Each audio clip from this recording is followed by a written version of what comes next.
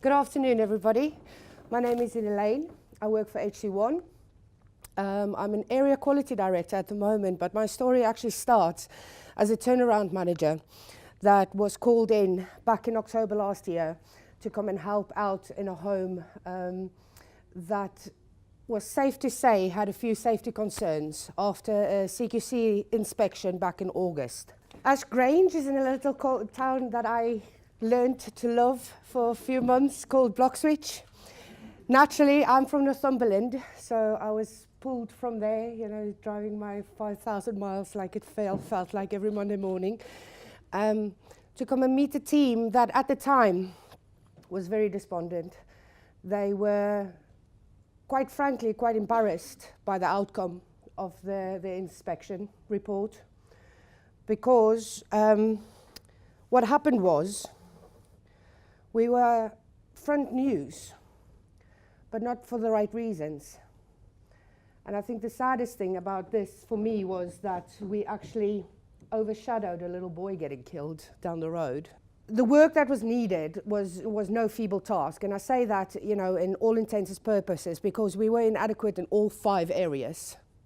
You know, and as a home manager, I think, you know, we can all stand here and saying if that happens, you know, you feel like you want to be swallowed in the ground. And when I looked at that team as well, you know, it was quite, you know, for me it was either they're going to take me, you know, with what I'm coming, which is kind of bazookas and bulldozers, and do this journey with me, because it was really very much a make or break. You know, when you get to that stage in a care home, it's do or die, literally. And I was really, really fortunate and having a team that was absolutely willing and wanting to change the ways in how it was, you know, how it used to be. A culture in there that was unfortunately, you know, guided by, you know, by leadership that was institutionalized. It was a do as I say kind of, you know, way of doing things. They weren't empowered to ask questions, you know, and have their own opinions about how they wanted to do things in there. It was very task orientated, and it was very about each other. It was about helping each other out, you know, this night versus days thing, you know. Let's get them all in at 6 o'clock so that the nights have an easy shift. Let's get them all up and out and ready and care plans done by 11 o'clock, because then we're going to have an easy shift. And you guys are staring at me because you're thinking, can this still happen? Yes, it does, and it did, you know. And it's not easy to say that, because we are caring people. We are people that takes care of very vulnerable people. So how did we get to that point? Yeah.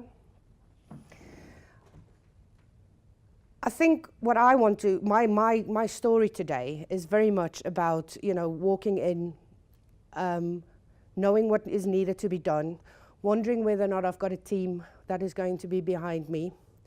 And then the wonderful Caroline walked into my home as well, who then is safe to say that together with all the stories I've heard from the team, you know, from what, you know, what's been happening in there and stuff, she actually also had some quite heart-rending feedback from kind of, you know, what she's found, you know, that came from Ash Grange. Where do I start with a home that has 5 inadequates? Where do you start? You know, where do you start with the team? Do you start with the residents? Do you start with the family? Do you start with professionals? And she came in and said to me, why don't you send your team on this appreciative inquiry training? Because what she did was the 15 pages of dread that was facing us in that CQC report. And remember, at this time, the families haven't known yet, you know, it didn't come out yet. So I'm sitting with this, you know, this kind of bag of pudding that I need to give to them.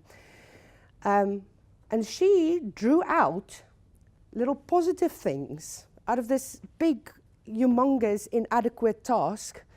She drew out and she said, but Elaine, look what they say here, that there are some caring, you know, aspects in here and stuff. And the penny dropped, that in all the darkness and all the fear that we were facing at this moment in time, that we can actually pull out some good stuff out of here. And that the core of Ash Grange, and I've got 3-4 people here today with me that's looking at me, And I promised them I'm not going to get emotional because it's been a very emotional journey for us, is that we faced adversity, we faced closure, we faced wrath from families, you know, from professionals of how, you know, how did we get to that point. And they went on this. And instead of sitting and licking our wounds and feeling sorry for ourselves, what they came back with is telling me about their strengths, what opportunities they see within Ash Grange. Not me, I'm not telling them this. They are coming to me with this. The people who deals with this every day, day in and day out. Their aspirations, you know, their hopes for the home. Because not one of them said to me, yeah, it's just a job. Who cares? Not one of them. Not from domestic to kitchen to admin to everybody. Not one of them came to me going, you know, it doesn't matter. We were in tears. We were determined. Sometimes we had grey hairs, terribly grey hairs. But we got to the results. And I think, you know, we didn't think that 6 months ago. I didn't think we were going to do it. I really didn't. But they came back with the goods.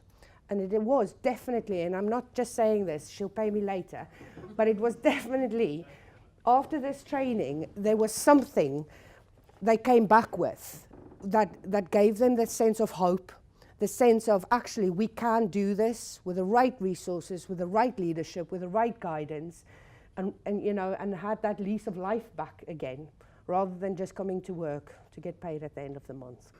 Vision that first and foremost, we wanted to prove everybody wrong in the fact that we are not inadequate. We can take care of our residents, but we also can take care of each other.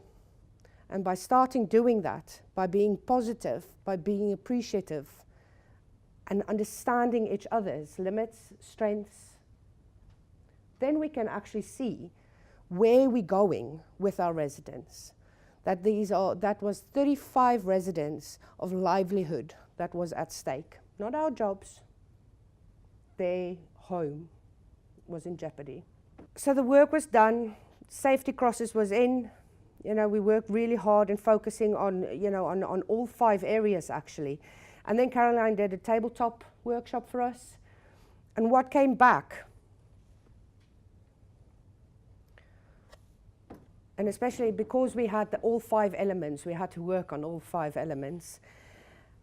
And what I saw was that, you know, everything, all the areas, you know, your training, the training that, you know, when you kept on, you know, pushing people to do this training, you know, and you have to threaten them with disciplinary, that actually started fading away because people actually wanted to learn more. They wanted to get to know what MCA and DOLS means, you know, and it was just, all 5 areas became significantly just more caring and more kinder.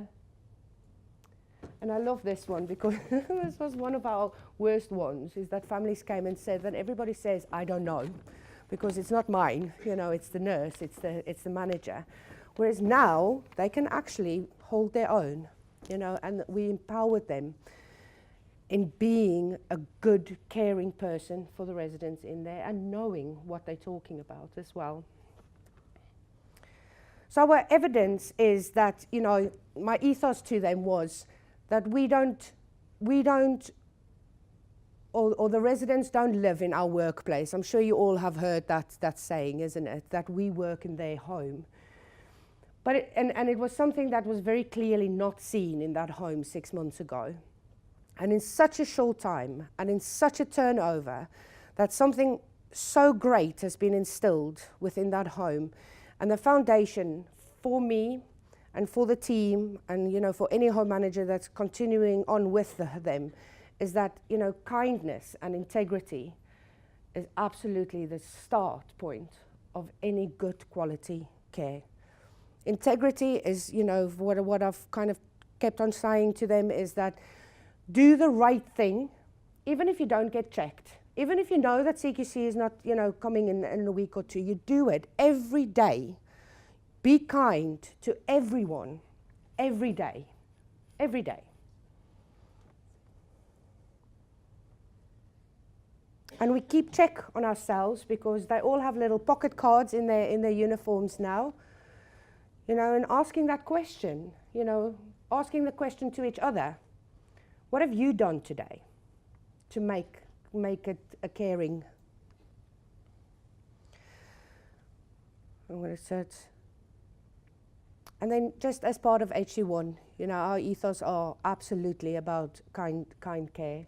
And as I said, you know, kindness starts with a thank you, with being appreciative towards everybody, you know, not just the big guns.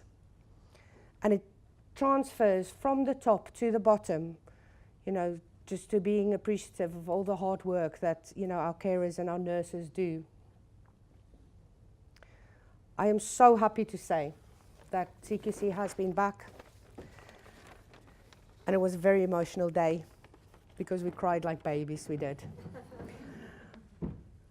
This is absolutely the comments that we were gotten from CQC, and please remind that this is done within 7 months of a home that had all 5 inadequate. That it feels like a different home. That everyone that we've spoken to has said that the culture and leadership had improved. Culture. That the CQC inspector couldn't believe that was the same people she saw back in August that was still there. Same people, just a different perspective, different culture, different way of working, thinking and doing. And I think I would like to just finish off with, you know, kindness is a big thing for me. And what I want to say is that no act of kindness is in vain.